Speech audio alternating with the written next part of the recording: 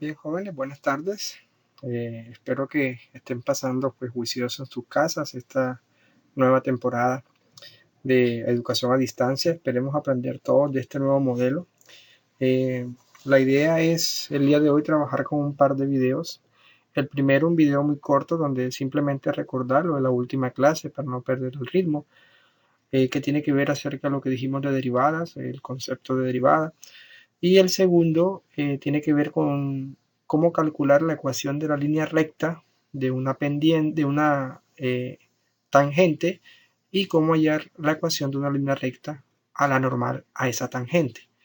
O cuando lo veamos un poquito más gráfico, vamos a entender un poquito más la situación. Estos son temas de la unidad de derivadas que entran dentro del currículo de IB y por eso es necesario cubrirlos para tener tiempo de prepararnos para la evaluación y que todo vaya marchando bien. Entonces voy a iniciar pues recordando algunos conceptos que dijimos en clase que eran importantes que ustedes conocieran, como eran los conceptos de pendiente. En algunos textos los llaman gradiente o slope, independientemente del término que utilicen. Todos esos términos son iguales, o sea, da lo mismo hablar de pendiente que decir gradiente, que decir slope. ¿Y qué es lo que mide la pendiente en este caso de una línea recta? La pendiente mide dos cosas. Primero, la inclinación que tiene la línea con respecto al eje horizontal. Y segundo, mide una razón de cambio, es decir, mide qué tanto cambia la variable y con respecto a la variable x. De hecho, por eso, miren que aquí está la ecuación que se utiliza para calcular pendiente, que es esta, que dice de que cuánto cambia la variable, en este caso, delta de y sobre delta de x. En muchos textos lo colocan como step y o step sobre step x, que es la razón de cambio que yo les mencionaba, que era lo que significaba la pendiente, el significado matemático. Por ejemplo, en esta ecuación yo puedo ver que la línea se desplaza o camina en y una distancia de -5. ¿Por qué? Porque arranca en 5 y termina acá en 0. Entonces yo puedo restarle a 0 menos 5 y la distancia que recorre en y es -5.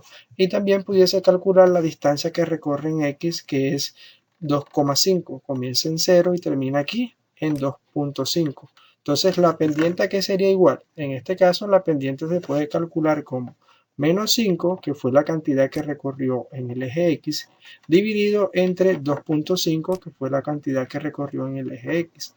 Y eso da -2. ¿Por qué se puede decir que también la pendiente se puede hablar acerca de una razón de cambio?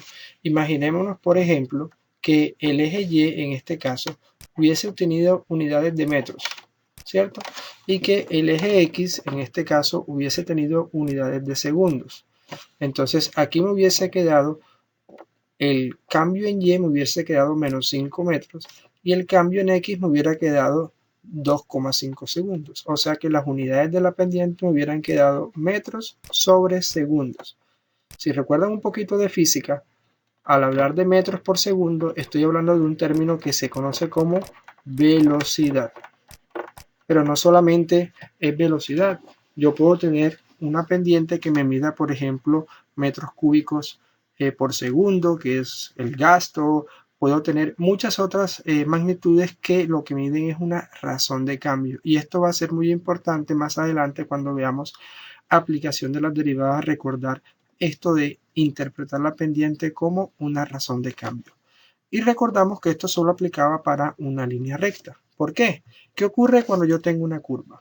Ya en una curva yo no puedo calcular la pendiente como lo hago en una línea recta porque obviamente no es igual en todos los puntos. Otra característica que tiene la pendiente es que ese valor va a ser igual en cualquier punto de la trayectoria de la línea, siempre la razón de cambio va a ser igual a -2 en cualquier punto. Es decir, yo puedo tomar esta coordenada, por ejemplo aquí, que esta coordenada cuál sería 1,3 y luego puedo tomar otra coordenada aquí que es 2,1 y resolver la pendiente y me va a dar el mismo valor, -2. Sin embargo, en una línea recta ya no es posible encontrar el mismo valor en cualquier punto de la trayectoria. Esa pendiente o esa razón de cambio va a cambiar. Por eso es necesario buscar otro método de poder calcular la pendiente en estas líneas curvas. y lo que se hace es trazar líneas tangentes a la curva. Una línea tangente es una línea que toca a la curva en un solo punto. Es decir, que si yo quiero calcular la pendiente de esta curva aquí, yo trazo una línea pendiente que solamente trace a este punto en una sola, solamente toque ese punto en una sola vez. Miremos el ejemplo de siguiente imagen. Podemos ver aquí, por ejemplo, si yo quisiera calcular la pendiente en este punto que es igual a menos 1, necesito calcular una línea tangente a este punto, es decir, trato de hacer el delta de x, o sea, en la expresión esa que me queda delta de y sobre delta de x, trato de hacer esa diferencia de x tan pequeña que se aproxime a 0. Por eso este punto se va corriendo hasta tal punto en que eso se conoce como la derivada de la función en ese caso. Y entonces ya la pendiente no se escribe como una variación, sino se utiliza la expresión de y sobre de x. Aquí hay otra imagen donde también se muestra cómo es posible dibujar una línea tangente en cualquier punto de la trayectoria. Observen que tratan de dibujar la línea que solo toque a la función en un solo punto, como lo hace la línea azul. Entonces, habíamos visto nosotros, para seguir con este ejemplo, que si yo tengo esta función que tiene esta forma, ¿verdad? Y igual 5x menos x a la 2, veo que es una cuadrática. El signo negativo me muestra que ella abre hacia abajo. ¿Cómo calculo yo la derivada de esta función para hallar la pendiente en cualquier punto dado? Pues yo lo que aplicaba era la fórmula de que si la función viene dada por a por x a la n, entonces la derivada, o sea, de y de x, se escribía como n por a por x a la n menos 1. Es decir, el n pasaba a multiplicar y a n se le restaba 1. En este caso, ¿cómo quedaría para el ejemplo? Si yo tengo que y es igual a 5x menos x a la 2. ¿Cómo queda la derivada? Entonces, la derivada de y de x va a quedar, entonces, aplicando aquí, sabemos que x tiene como exponente 1, aunque no se vea. Ese 1 pasaría a multiplicar al 5, me queda 5, y 1 menos 1, 0, y cualquier número elevado a la 0 da 1, por eso la x desaparece. Me quedaría ahora menos, este 2 pasa a multiplicar al 1 imaginario que tiene la x aquí, y me queda 2 por 1, 2, y resulta que al exponente este le resto 1 y me queda 1. O sea que eso se puede escribir de una mejor forma, entonces que la derivada de esa expresión de y de x va a ser igual a 5 menos 2x. Esta sería la derivada de esta función. Eso lo vimos en la clase anterior. Si yo graficara la derivada de la función, es decir, graficara esto y graficara la función, es decir, esto, obtendría algo como así. Aquí tengo la función 5x menos x a la 2 y aquí tengo la derivada de la función 5 menos 2x. ¿Qué era lo que hacíamos en clase? Decíamos que conocíamos un punto de la derivada, por ejemplo, me decían que la derivada en este punto tenía un valor de 1. Entonces, si este es el punto A, por ejemplo, la coordenada, y me decían que de y de x era igual a 1, yo podría saber cuál era la coordenada en x. Aquí se ve que la coordenada de x es 2, o sea que este punto es 2,1.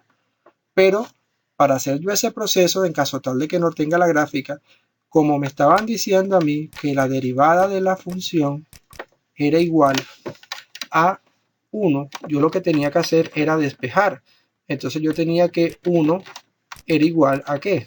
Era igual a 5 menos 2x. ¿Cómo despejaba este proceso de aquí? Pues restaba 5 aquí y restaba 5 aquí. De este lado me iba a quedar menos 4 igual a menos 2x. Luego dividía entre 2 y le dividía entre menos 2 para que se fuera el signo.